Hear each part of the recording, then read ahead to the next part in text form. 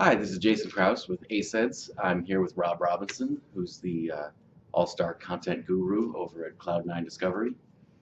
Is that a fair description?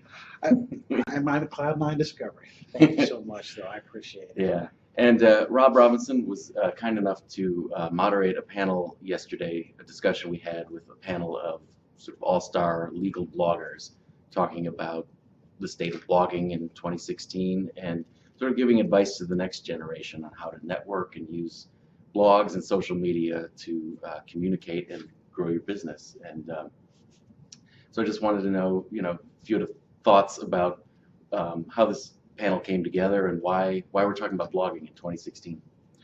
Yeah, that's a great question. I think, to address the second question first, why are we talking about blogging in 2016? It's because people still have a need to communicate in a clear and concise manner.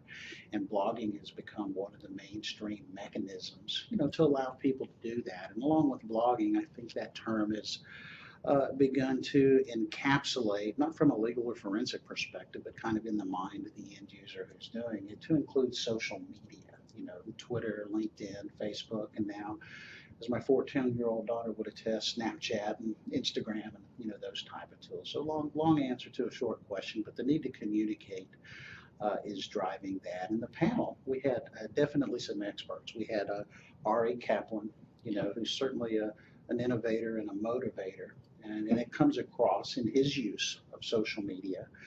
You've got Robin Thompson, who definitely a relationship individual with strong expertise.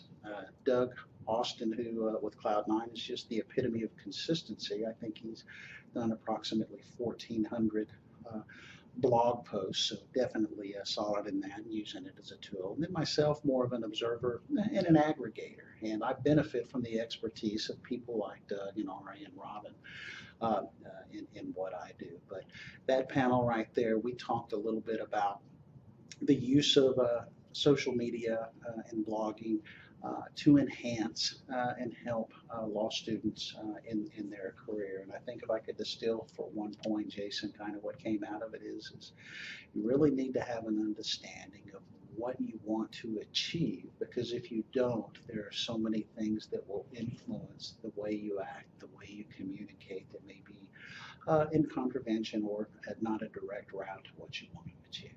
Yeah. I also thought the interesting thing that came out of it for me was that these are all people with a distinct, unique voice, and it's clear, I think it was said, that you don't want to be just chasing followers. You create a voice, and people will come to you when they see, you have something authentic and interesting to offer. No, I think that's absolutely fair. I use the term, and it comes from a military background, kind of strategy, operational art, and tactics, but you always want to have a center of gravity, and with that center of gravity, what do you default to? And like I said, for Ari, it's driving, his business. For people like Robin, it's driving relationships. Doug certainly wants to educate. And for students, one thing that they definitely want to influence people that can have an impact on their career. So it certainly provides an opportunity to do that if employed properly. Yeah. So coming out of the discussion, is there anything you found most important that people should be thinking about in sort of building their brand with blogging and online in 2016?